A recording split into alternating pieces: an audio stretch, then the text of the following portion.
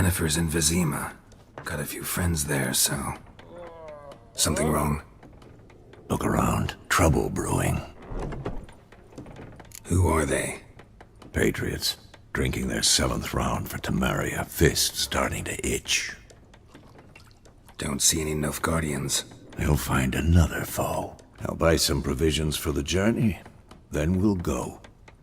Geralt, we should stay out of it. Just this once.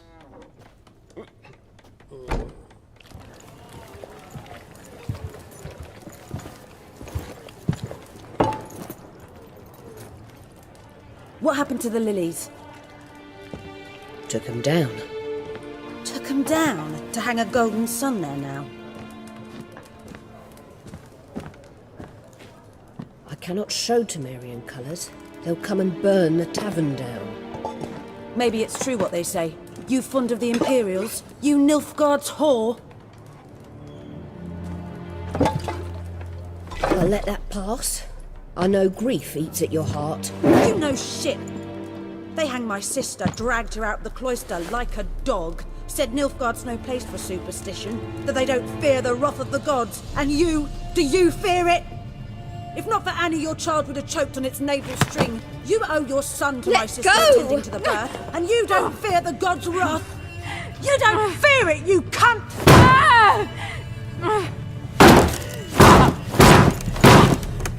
Leave me be!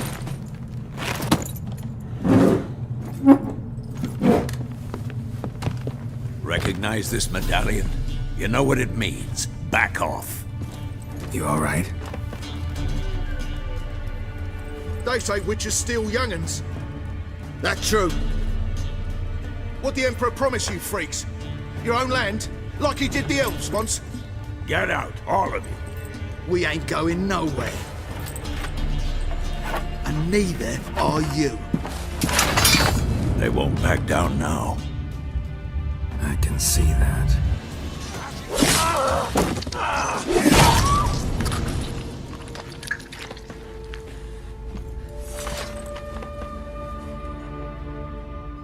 It's all right. It's over. Leave me be! Get away! See his face! God save us! Be gone, and don't ever come back.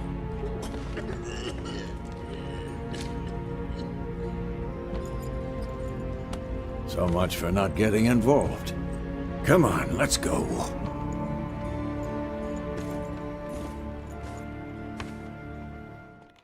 Vesemir was the oldest and most experienced witcher at Kaer Morhen in the 13th century and acted as a father figure to Geralt and the other witches. Like many of the other witches, he spent each winter in the fortress and set out on the path when spring arrived. He is one of the few members of the School of the Wolf to survive the assault on Kaer Morhen. By 1260s, he was the sole old witcher remaining. However, as he was only a fencing instructor, he didn't possess the knowledge necessary to create new mutagens in order to mutate more disciples into witches, leading to the dying numbers of the witches in the times of the books and games.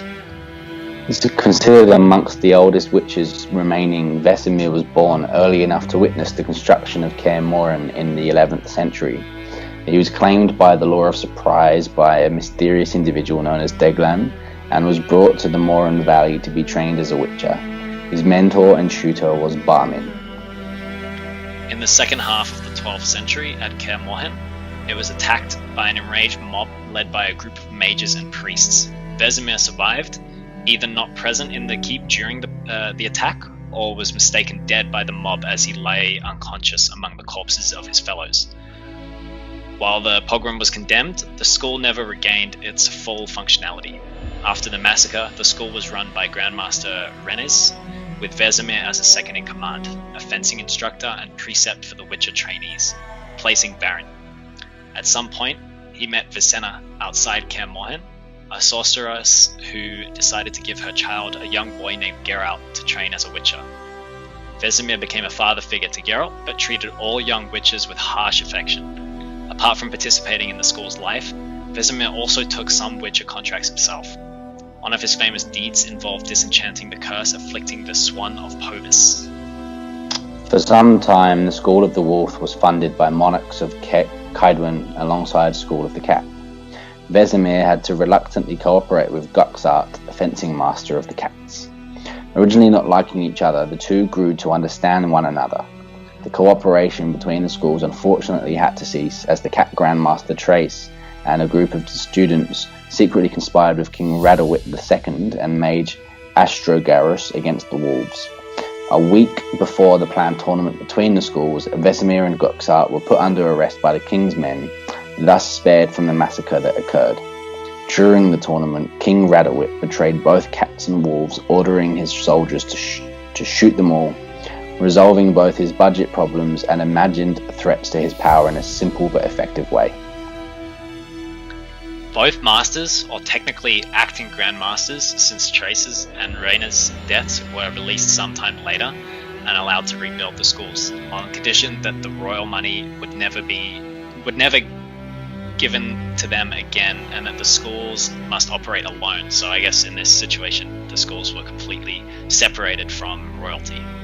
The schools declined slowly, and the deaths of mage assistants and veteran witches put a definite end to the wolf school by the late 1230s or early 1240s, as children were no longer trained here after then. Yeah, during the winter of 1234 or 1234, while fulfilling a contract in Oxenfurt, Vesemir briefly dated young lady Mignol. After noticing each other from afar, Vesemir received a secret letter from the woman inviting him. The two had a tryst, which was unfortunately interrupted by Mignol's father, who had learned of the affair. Vesemir fled, leaving his gambeson behind in the progress, and had an arrest warrant for him put out by the father. Even though the school ceased to function, Vesemir and the other witches used to spend winters at Kaer Morhen. He allowed some non-wolf witches such as Cohen, but forbade the entrance for the renegades, as in case of Brehen, whose massacre at Lello was exceptional even amongst other cats. Likely around 1242, Vesemir hosted Eskel's surprise child, Daedra Ademain, at the keep, which prompted a diplomatic conflict with her brother and the king Hensel, vassal Merwin Edamin. Daedra was first in line to the throne, which did not suit her brother well. Ultimately, the princess left the castle, however not without leaving a disfiguring scar on Eskel's face. Decades later, Geralt brought his child surprise, Cyrilla, the princess of Sintra, to be trained as a witcher. Vesemir taught her about the different monsters and herbs, leaving the physical training to Geralt, Eskel, Lambert and Cohen. However, the witches soon found out that Ciri was a source, as she entered into a trance when she accidentally drank white gall. The third time, Ciri foretold the deaths of Geralt and Cohen. The witches then decided to summon an old friend, the sorceress Triss Merigold, to help Ciri, under the pretext that Vesemir's bones ached. Triss imposed some conditions to the witches as she made them see the errors in their ways of treating Ciri, and Vesemir accepted the conditions despite the initial protest of some of the witches. Those conditions, by the way, for anyone that hasn't read the books, was to treat her like a woman because she actually was a woman, to allow her a day every so often to not have to train if she had certain issues, and to occasionally be able to dress up like a girl. I think that was in the first full book after the first two short story books. Yep. So in the games The Witcher, Vesemir is one of the first people Geralt speaks to upon arrival at Kaer Morhen, and he is the one to guide the amnesiac through his first few uncertain steps around the keep. He also tells the Witcher about skinning monsters, which is an extremely useful skill throughout the rest of the game and the rest of the series. Of no less importance is the fact that he introduces the character Berengar to the plot while filling in our hero in on his forgotten past. Vesemir features prominently in the prologue and can usually be found wandering around the main hall on the ground floor of Kaer Morhen or in the basement in the laboratory. And he has some associated quests as well. So in this game there's two quests. There's a potion for Triss, and there's defending Kaer Morhen, where he's coordinating the defense of the fortress. The journal entry in the game is that Vesemir is the oldest and most experienced witcher, possibly older than Kaer Morhen itself. He spends each winter in the fortress and sets off on the road when spring comes, just like all the other witches. Despite his age, Vesemir is robust and lively. Many youngsters could envy him his health. An excellent fencer, he was the one who taught me swordsmanship. He has raised many witches, including me. His disciples treat him like a father. Leo was probably the old witch's last protege. The boy's death shocked him. He was one of a few to survive the assault on Kaer Morhen. He is well aware of the magnitude of the hatred some people feel for witches, and that's obviously from Geralt's point of view. In the Price of Neutrality premium module, he is found just inside the walls of Kaer Morhen, more specifically in the main courtyard. He can be found later near the ford closest to the camp, and the associated quest here is the She-Wolf. And then obviously he skips The Witcher 2. I don't think he's in the game at all. There might be some references to him, but ultimately... No, I don't think he's even referenced, to be honest, if I remember fair rightly. enough. I think during this time, Geralt is still sort of... Amnesia, so he doesn't really know or have that much of a connection to him yet. So moving on to The Witcher 3 Wild Hunt. Vesemir returned in this game as a key character and was voiced by William Roberts once again. The game began with Geralt and his old mentor on the trail of Yennefer, the former having awoken from a dream of Kaer Morhen. Whether or not they discussed the dream, Vesemir then requested to see Yennefer's letter, remarking that it smelled of lilac and gooseberries, Yennefer's preferred perfume, of course. Afterwards, they proceeded on to White Orchard to ask the townsfolk whether they've seen the sorceress in black. Both he and Geralt killed a griffin in order to earn info regarding Yennefer's location. On their way back to the inn, they were greeted by Yennefer in person. There, Vesemir separated from Geralt, wanting to return to Kaer Morhen to hide its path from the Northern Realms and the Empire of Nilfgaard as they waged war on one another. Vesemir disappeared for the majority of the game until Geralt returned to Kaer Morhen with Yennefer, then Ciri, where a group of resistance fighters were formed to fend off the Wild Hunt. Wild Hunt detonated a magical explosion that froze all opposition, where only Vesemir and Ciri were unscathed. Vesemir tried to retreat with Ciri in tow, but was immediately confronted by Eredin and Imlerith, the king and the second in command of the Wild Hunt, respectively. Vesemir fended them off until Imlerith disarmed him. Ciri was then ready to surrender herself to the hunt in order to spare everyone involved. In a last-ditch effort, but Vesemir stabbed Imlerith in the abdomen with a hidden dagger, causing the NL general to snap his neck, killing him. Distraught at this, Ciri unleashed her power in a massive soundwave of energy that forced the hunt to retreat. After the battle, Vesemir was then given a funeral and honoured as a hero against the Wild Hunt. Ciri took his wolf medallion as a memento. In the Hearts of Stone expansion, Geralt came across a former lover of Vesemir's. If she's encountered after the Battle of Kaer Morhen, Geralt informs her of Vesemir's death. However, if she is encountered beforehand, there is an extra dialogue option for Geralt to ask Vesemir about her. So in the official description within the Witcher 3 game, it says Vesemir plays a key role in Witcher 3 Wild Hunt. He's the oldest living Witcher, the only one to survive the pogrom which decimated the Wolf School witches a long time ago. No one knows exactly how old Vesemir is, but it is possible that he is older than the very stones of Kaer Morhen, the keep where witches of the Wolf School were trained, among which he once served as a fencing instructor. His grey hair frames the craggy face of an old man, leaving no doubt that he is a veteran witcher, one whose skill could still give a younger man a run for his money. Yep, so with that, that's all of our official information on Vesemir. But we have sort of a segment at the end of most of our videos where we talk about our own thoughts on him. So I guess to get into that, we both sort of agree that Vesemir essentially operates as a father figure for Geralt, who we also know never knew his own biological father, and he has some limited memories of his biological mother as well, although we do know that she was a sorceress, so in that sense I guess Vesemir is definitely the closest thing to a father figure that Geralt has. Yeah, I mean, every story has this really, or every epic story has something along these lines. I think that, I think that he sort of serves as that sort of Dumbledore, like Gandalf, like Morpheus in the Matrix, that type of role, where it's this, it's like a de facto, male role model that sort of is a bit older, a bit more wise, not like as emotionally quick to react, like, considers everything. I mean, I know he's not, like a wizard like Dumbledore and Gandalf, but he does have that same level of kind of, just age to him and wisdom to him, right? Yeah, he definitely fulfills that role as someone who has a pretty hefty amount of knowledge in regards to what the main character would want. So obviously he's a pretty accomplished witcher. He knows almost everything there is to know about the monsters of the world.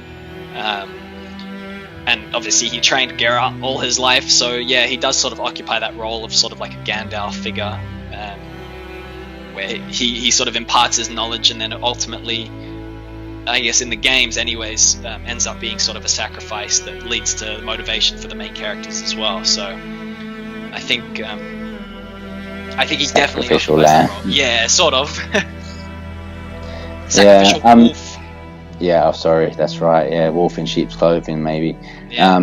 Well, I mean, for me, I think that I'm quite fascinated by in the story of The Witcher. I know, along with like Game of Thrones, for example, but The Witcher have done this better. I think it's like an origin story of where it's set and why it's like this. It's obviously like an alternate Earth, a bit like Middle Earth as well.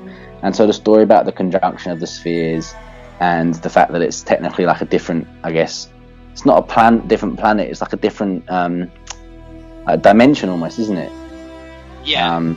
Well, I quite like the idea. So how old is he? And when did the conjunction of the spheres actually happen? Like, how far back does his history go in terms of humans? Man coming into this environment. Onto the continent. I would love to know. I would love to see I guess like a short story or something based on his early Witcher life, like his training even, and what the state of the continent was then. Yeah, definitely, because I think Vesemir, he's probably got hundreds upon hundreds of years of history as a character, similar to, as we said, similar to what like a Dumbledore or Gandalf would have, where there is literally hundreds or more of years to explore as a character that sort of leads to his eventual growth into the trainer and like father figure and mentor that he eventually becomes. And you can tell he must have been at least somewhat similar to a younger Geralt when he was young as well, because he knows what Geralt's up to sometimes. He obviously had a bit of a scandalous side as well, maybe not quite as bad as Geralt, but he obviously had some adventures in his youth. So I think it would be really, really cool to see those in the sort of perspective of Vesemir, rather than just Vesemir sort of retelling some of them or just speculation. Yeah, absolutely. Well, that's all we've really got on Vesemir. What do you guys think about Vesemir? Is he? Do you like him as a character? Would you like to find out more? Let us know. Yep, and with that, especially if you like the Witcher lore, let us know, and hopefully we'll be able to bring some more to you guys in the future. See you next time.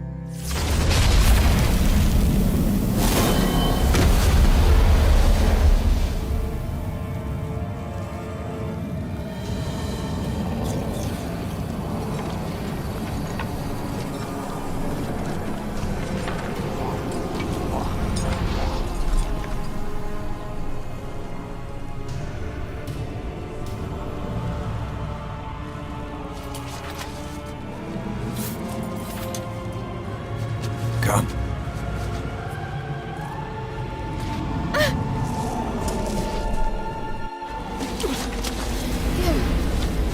Where is he? We must... You shan't escape me this time.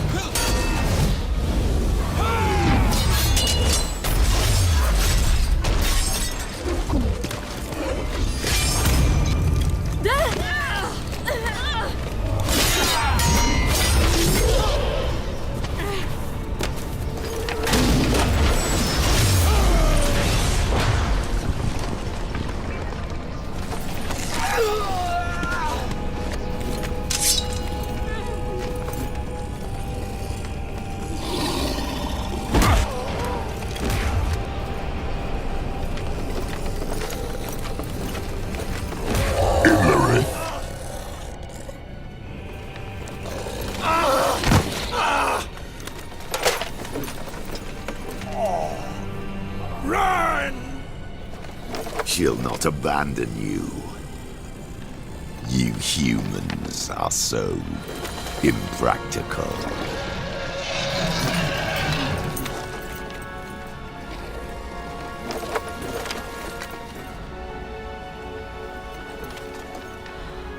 Ciri, no!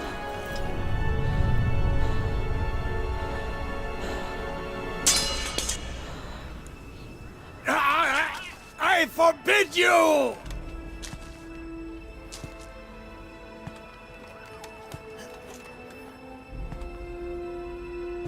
You always were an unruly child. I adored that about you.